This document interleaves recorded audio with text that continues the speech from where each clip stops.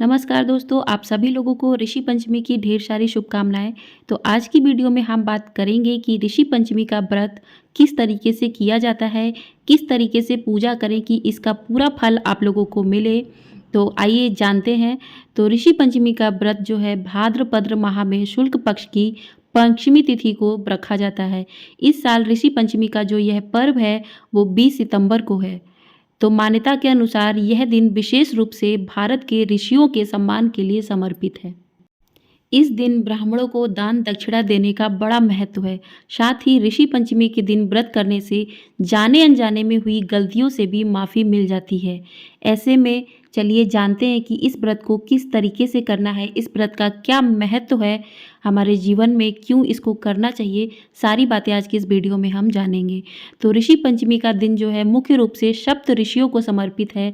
धार्मिक कथाओं के अनुसार ये 7 ऋषि हैं: ऋषि वशिष्ठ, ऋषि कश्यप, ऋषि अत्रि, ऋषि जमदग्नि, ऋषि गौतम, ऋषि विश्वामित्र और ऋषि भारद्वाज।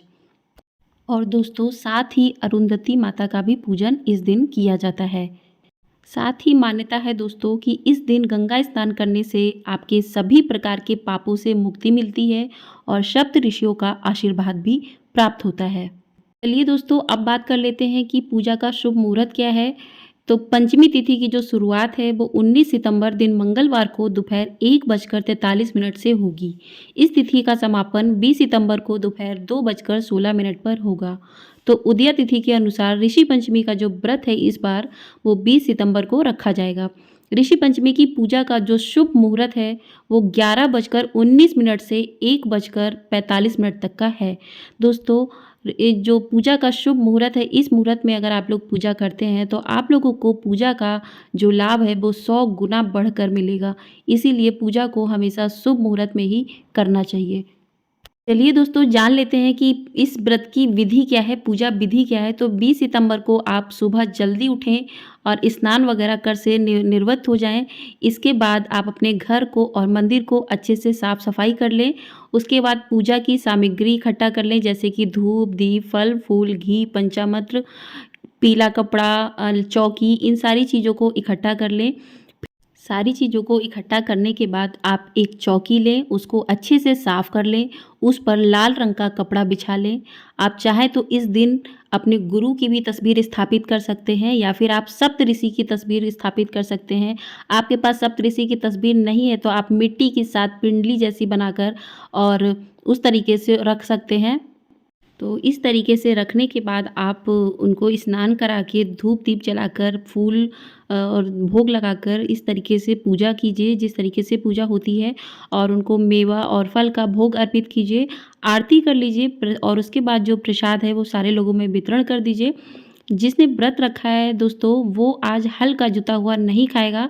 तो आप लोग जो है मेवा या फिर फल इस तरीके की चीज़ें खा सकते हैं। तो हल का जुता हुआ आपको नहीं खाना है आज के दिन।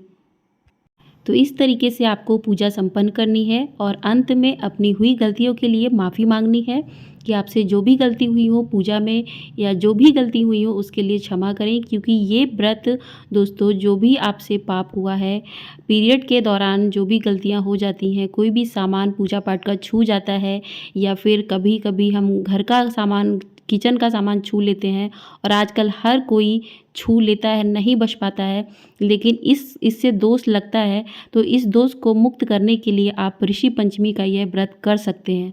और व्रत करते टाइम पूजा करने के बाद आपको ऋषि पंचमी की कथा भी सुननी चाहिए। दोस्तों एक बार की बात है कि एक समय राजा सितस्व धर्म का अर्थ जानने की इच्छा से ब्रह्मा जी के पास गए और उनके चरणों में शीश नवाकर बोले, हे आदिदेव, आप समस्त धर्मों के प्रवर्तक और गुण धर्मों को जानने वाले हैं। आपके श्रीमुख से धर्म चर्चा श्रवण कर मन को आत्मिक शांति मिलती है, भगवान के चरण कमलों में प्रीति बढ़ती है। वैसे तो आपने मुझे नाना प्रकार के व्रतों के बारे में उपदेश दिए हैं। अब मैं आपके मुखारविंद से उस श्रेष्ठ व्रत को सुनने की अभिलाषा रखता हूँ जिसके करने से प्राणियों के समस्त पापों का नाश हो जाता है। राजा के वचन को सुनकर ब्रह्मा जी ने कहा, हे श्रेष्ठ, तुम्हारा प्रश्न अति उत्तम और धर्म में प्रीति बढ़ाने वाला है। मैं तुमको समस्त पापों को नष्ट करने वाला सर्वोत्तम व्रत के बारे में बताता हूँ। यह व्रत है ऋषि पंचमी। ऋषि पंचमी के नाम से जाना जाता है। इस व्रत को करने वाला प्राणी अपने समस्त पापों से सहज छुटकारा पा लेता है। तो आज मैं आप लोगों को एक पौराणिक कथा है जो ऋषि पंचमी की, वो मैं आप लोगों को बता रही हूँ। तो एक बार संतान प्राप्ति के लिए ब्राह्मण और ब्राह्मणी सप्त ऋषि का व्रत किया करते थे, और जब उन्हें संतान के रूप में बेटी की प्राप्ति हुई तो वह उसे भी यह व्रत कराने लग गए। इसके बाद उन्होंने उसकी शादी भी ऐसे आदमी से की जो उनके घर में घर जमाई बन के रहे। दोनों ससुर दामाद एक साथ खेती का काम करने लग गए। ब्राह्मण ने ब्राह्मणी से बोल दिया कि तू मेरे लिए खीर लाया कर और जमाई के लिए रबड़ी। ब्राह्मणी भी ऐसा ही करने लगी। जब एक दिन ब्राह्मण को काम की जगह से बाहर जाना पड़ा तो ब्राह्मणी खाना लेकर आई और जमाई से बोली कि एक हांडी में खाना आपके ससुर का और दूसरी में आपका है। यह सुनकर जमाई ने सोचा कि ऐसा ससुर के लिए क्या लाई हैं जो ये बात बोल के गई कि यह आपका है और यह आपके ससुर जी का है। जमाई ने ससुर जी की हांडी खोलकर देखी तो खीर को देख उसका मन ललचाने लगा और उसने खीर खा ली। जब ब्राह्मण आया और उसने पाया कि खीर जमाई ने खा ली है तो उसने गुस्से में आकर कुल्हाड़ी से जमाई के 7 टुकड़े कर दिए और उन्हें 7 अलग जगह पर छिपा दिए। ब्राह्मण की बेटी का पति 3 दिन से घर नहीं आया तो सप्त ऋषियों ने सोचा कि इसका व्रत खुलवाना जरूरी है। इसके लिए उन्होंने 7 अलग अलग जानवरों का भेष बनाया और उसके टुकड़ों को ढूंढ उसे जीवित किया और उसे बता भी दिया कि तुम्हें अपना सास ससुर के साथ नहीं रहना चाहिए, और उसने ऐसा ही किया। वह अपने सास ससुर से अलग रहने लग गए। ये सब उसकी पत्नी के व्रत करने के प्रताप से ही संभव हो सका। तो दोस्तों, इस व्रत को करने से सभी दोषों से मुक्ति मिल जाती है और वो मोक्ष को प्राप्त होता है जिस व्यक्ति ने इस व्रत को किया है। क्योंकि दोस्तों, मासिक धर्म में महिलाओं द्वारा जो धर्म कर्म के कार्यों को वर्जित माना गया है, कहा जाता है कि मासिक धर्म के दौरान जाने अनजाने में किए गए धार्मिक कार्यों से रजस्वला दोष लगता है। रजस्वला दोष से छुटकारा पाने के लिए ही महिलाओं को ऋषि पंचमी का व्रत करना बेहद शुभ माना जाता है। तो इसीलिए महिलाओं को खास तौर से इस व्रत को जरूर करना चाहिए, क्योंकि इस व्रत को करने से व्यक्ति जन्म मरण के चक्र से मुक्ति पाता है।